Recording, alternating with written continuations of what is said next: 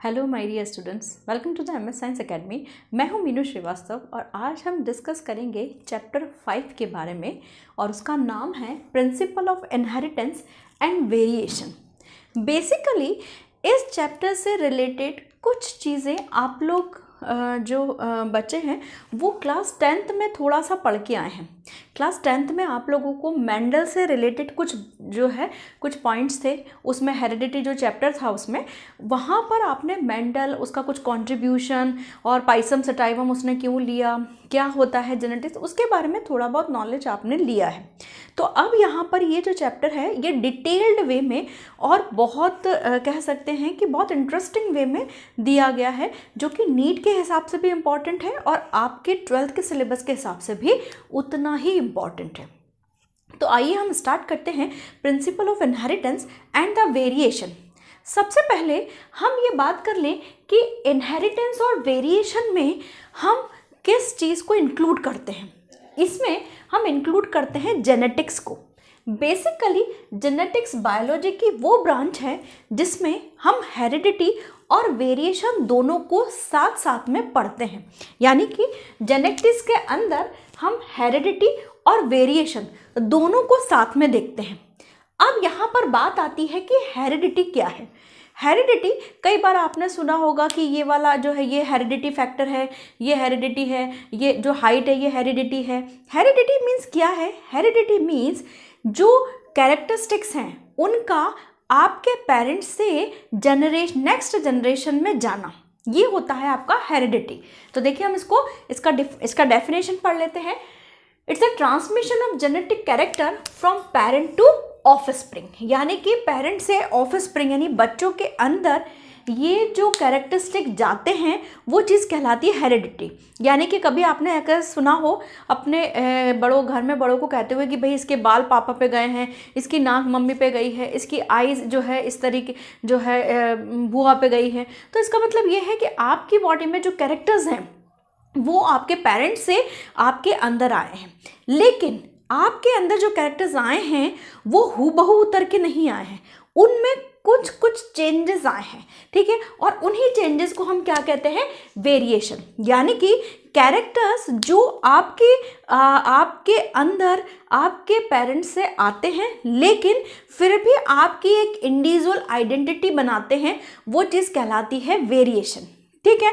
तो यहाँ पर जो वेरिएशन है it is the degree of differences in the progeny और offspring and between the progeny and the parents. यानी कि जो डिफरेंसेस हैं किस किस के बीच में? पेरेंट्स और प्रोजेनी के बीच में, वो डिफरेंसेस क्या कहलाते हैं? वेरिएशंस कहलाते हैं। जेनेटिक्स जो टर्म है वो it is given by William Bateson in 1906। यानी कि जो जेनेटिक्स टर्म थी वो विलियम बैटसन ने दी और 1906 में दी। बेसिकली हम ये बात करें कि जेनेटिक्स के अंदर हम मेनली 3 ब्रांचेस की स्टडी करते हैं। कौन कौन सी? ट्रांसमिशन जेनेटिक्स, यहाँ पर जी फॉर मैंने जेनेटिक्स बताया है, ठीक है। Transmission genetics, molecular genetics and population genetics, ठीक है। यानी जेनेटिक्स की जो ब्रांच होती है इसके अंदर हम 3 चीज़ों को पढ़ते हैं, यानी कि 3 ब्रांचेस को इंक्लूड करते हैं। ट्रांसमिशन जेनेटिक्स, मॉलिक्यूलर जेनेटिक्स और population genetics. Transmission genetics basically transmission word से बना है। ट्रांसमिशन मतलब ट्रांसफर होना, ठीक है।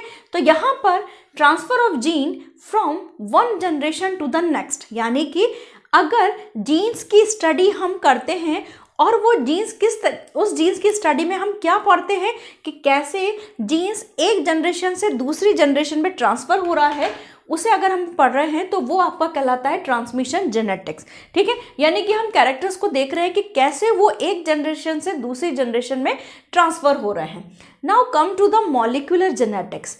मॉलिक्यूलर जेनेटिक्स के अंदर हम जीन्स का स्ट्रक्चर और फंक्शन स्टडी करते हैं।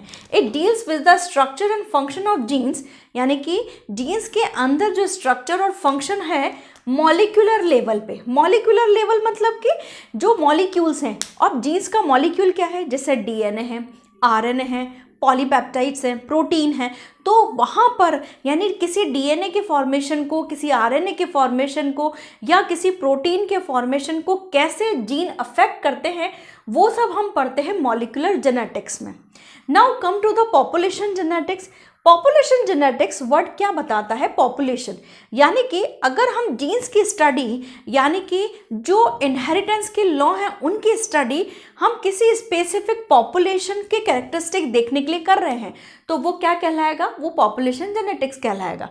जैसे it deals with the application of Mendel's law and other principle of genetics to the population of genetics, to the particular population of genetics, यानी कि किसी पॉपुलेशन के अंदर मैंडल्स लॉ किस तरीके से काम कर रहे हैं, किस तरीके से अदर इनहेरिटेंस के जो लॉ हैं वो काम कर रहे हैं, और उस पॉपुलेशन का जेनेटिक्स या पॉपुलेशन को मेकअप कर रहे हैं, वो सारा का सारा हम पॉपुलेशन जेनेटिक्स के अंदर देखते हैं। तो यहाँ पर हमारे जो जेनेटिक्स है बेसिकली हमने कहा है उसके अंदर हम हेरिडिटी और वेरिएशंस को इंक्लूड करते हैं। अब हम बात कर लेते हैं वेरिएशन, क्योंकि हम बता चुके हैं कि वेरिएशन मतलब कि भिन्नता या डिफरेंसेस, ठीक है, यानी कि एक पेरेंट से जब नेक्स्ट जनरेशन में जब कैरेक्टरिस्टिक जाते हैं, लेकिन कैरेक्टरिस्टिक जाने के बाद वो कुछ ना कुछ अदर फिनोमिना या कैरेक्टरिस्टिक शो कर देते हैं, यानी कि कुछ ना कुछ जो है डिफरेंसेस होते हैं, यानी कि आप अपने पेरेंट्स के जैसे होते हुए भी आप एक इंडिविजुअल कैरेक्टर्स हैं। हो सकता है कि आपकी नाक मम्मी की तरह हो, आपके बाल पापा की तरह हो, आपकी हाइट मदर की तरह हो, लेकिन फिर भी आप हूबहू उनके जैसे नहीं हैं, ठीक है। हूबहू कब होते हैं? कोई भी दो बच्चे या दो चाइल्ड अपने आप में कब एक जैसे होते हैं? जब वो मोनोजाइगोटिक ट्विन्स होते हैं, ठीक है, वो हम बाद में कभी स्टडी करेंगे। लेकिन यहाँ पर हूबहू, लेकिन फिर वो अलग, जैसे मोनोजाइगोटिक ट्विन्स हैं वो दोनों एक दूसरे के जैसे हैं, लेकिन फिर भी वो पेरेंट्स के जैसे होते हुए भी एक अलग एग्जिस्टेंस मेंटेन करते हैं। तो वो किसकी वजह से होता है?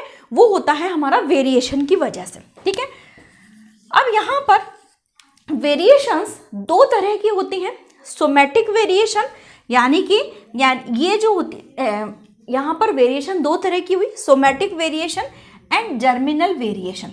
जो सोमैटिक वेरिएशंस होते हैं वो नॉन इनहेरिटेबल होते हैं, यानी कि अगर जो चेंजेस हैं वो सोमैटोप्लाज्म में अगर चेंजेस हो रहा है, यानी कि सोमैटिक वेरिएशंस जो होंगे वो सबसे पहले तो नॉन इनहेरिटेबल होंगे। नॉन इनहेरिटेबल मतलब कि सपोज दैट कि वो किसी पर्सन के अंदर चेंजेस कर रहे हैं, लेकिन जो सोमैटिक वेरिएशंस होंगे वो उस पर्सन में तो चेंज कर देंगे, लेकिन वो जो है उसकी नेक्स्ट जनरेशन में ट्रांसफर नहीं होंगे, ठीक है। तो सोमैटिक वेरिएशंस किसके अंदर होते हैं? ये वेरिएशंस होते हैं सोमैटोप्लाज्म के अंदर, ठीक है, सोमैटोप्लाज्म के अंदर, ठीक है। Now come to the germinal variation. Germinal variation ये इनहेरिटेबल होते हैं। इनहेरिटेबल मतलब कि ये यानी कि ये जनरेशन टू जनरेशन जो है फॉरवर्ड होते हैं, और ये जो चेंजेस होते हैं ये किसके अंदर होते हैं? ये आपके जर्म प्लाज्म के अंदर होते हैं। ये चेंजेस किसके अंदर होते हैं? जर्म प्लाज्म के अंदर, ठीक है। याद करिए कि जो आपकी सेल होती है, सेल के अंदर आपका जो है एक होता है प्रोटोप्लाज्म, एक होता है आपका सोमैटोप्लाज्म, और एक होता है जर्म प्लाज्म। तो यहाँ पर अगर जर्म प्लाज्म के अंदर यानी कि न्यूक्लियस के अंदर अगर चेंजेस हो रहे हैं तो वो आपका जो है आगे कैरी फॉरवर्ड होगा। यहाँ पर जर्मिनल वेरिएशन जो होंगे वो हम कहते हैं कि वो इनहेरिटेबल होते हैं, यानी कि एक जनरेशन टू नेक्स्ट जनरेशन जाते हैं। यहाँ पर अगर हम बात करें तो ये दो तरीके के होते हैं, continuous variation and the discontinuous variation. Continuous variation basically sexual reproduction में बनने के दौरान, सेक्सुअल रिप्रोडक्शन में जो गैमेट्स फॉर्मेशन होता है उसमें जो मियोसिस होता है वहाँ पर क्रॉसिंग ओवर जो प्रोसेस है, अगर आपने क्लास 11th में सेल डिवीजन पढ़ा है उसमें मियोसिस जो क्रॉसिंग ओवर बनता है, क्रॉसिंग ओवर की वजह से यहाँ पर कंटिन्यूस वेरिएशंस आते हैं। और ये वेरिएशंस जनरली जो रेगुलर बेसिस पे हम लोगों के अंदर आते हैं, पेरेंट्स से हम लोगों के अंदर, वो चीज़ क्या कहलाती है? आपकी कंटिन्यूस वेरिएशन। और ये बेसिकली गैमेट्स फॉर्मेशन में जो मियोसिस होता है उसमें क्रॉसिंग ओवर के ड्यूरेशन में चेंजेस डेवलप होते हैं, ठीक है। Now come to the discontinuous variation. Discontinuous variations ये वो वेरिएशन हैं जो कि हर कभी नहीं आ सकते। मतलब ये आएंगे तो मतलब इनके आने या ना आने की प्रोबेबिलिटी आप 50-50% बोल सकते हो। क्यों? क्योंकि जनरली ये डेवलप होते हैं म्यूटेशन की वजह से। और जो म्यूटेशन होता है, म्यूटेशन की अगर आपने डेफिनेशन समझी है तो म्यूटेशन मीन्स सडन चेंज, यानी कि बॉडी में होने वाला कोई भी सडन चेंज अब जो है, यानी कि न्यूक्लियस के अंदर कोई ऐसा सडन चेंज हो गया है जो कि इनहेरिटेबल हो गया है। ठीक है, अब जरूरी नहीं है कि वो अगर इस जनरेशन में हुआ है तो नेक्स्ट जनरेशन में भी हो। ठीक है, यानी कि ये डिसकंटिन्यूअस वेरिएशंस होते हैं जो कि हो सकता है कि हो रहे हो और हो सकता है कि नेक्स्ट जनरेशन में रुक जाए। तो यहाँ पर ये जो वेरिएशन है ये दो तरीके के वेरिएशंस हो गए। तो यहाँ पर आज हमने एक इंट्रोडक्टरी लेक्चर लिया है। इंट्रोडक्टरी लेक्चर के अंदर हमने ये समझा है कि जेनेटिक्स क्या है। जेनेटिक्स के अंदर हम हेरिडिटी और वेरिएशन को इंक्लूड करते हैं, और हेरिडिटी का मतलब है कैरेक्टरिस्टिक का one generation to next generation forward होना। वेरिएशन मतलब कि जो डिफरेंसेस आना, मतलब कि कैरेक्टर्स के जाने के बाद भी जो चेंजेस आते हैं, that comes under the variation. ठीक है, जो जेनेटिक्स टर्म है वो विलियम बैचर ने दी थी 1906 में। और यहाँ पर जेनेटिक्स में हम तीन ब्रांचेस को इंक्लूड करते हैं, transmission genetics, molecular genetics and the population genetics. और जो वेरिएशन लेवल है, वेरिएशन को हम दो टर्मिनोलॉजी में कैटेगराइज करते हैं, somatic variation and the germinal variation. Somatic variation आपकी नॉन इनहेरिटेबल होती है एंड द जर्मिनल वेरिएशन आपकी इनहेरिटेबल होती है, जिसमें कंटिन्यूस और डिसकंटिन्यूस वेरिएशन को हम इंक्लूड करते हैं। यहाँ पर हम इस लेक्चर को बाइंड अप करते हैं। नेक्स्ट लेक्चर के अंदर हम कुछ स्पेसिफिक टर्म्स के बारे में समझेंगे जो कि इस चैप्टर के अंदर आपके रेगुलर बेसिस पे आएंगी। तो पहले हम उनको समझ लेंगे। नेक्स्ट फिर हम मेंडल की, फिर नेक्स्ट लेक्चर में हम मेंडल की हिस्ट्री, मेंडल कैसे, क्या मतलब कि बेसिकली वो कहाँ से बिलोंगिंग था उनका, और क्या उन्होंने किया, और किस तरीके से वो पाइथम सटाइवम पे पहुँचे, क्या क्या उन्होंने कंक्लूजन किए, वो सारे हम स्टडी करेंगे। तो आई होप आपको ये चीज़ समझ में आई होगी। अगर समझ में आई है तो please like, share and subscribe, और कोई भी डाउट है तो you can ask me in the comment section. Thank you.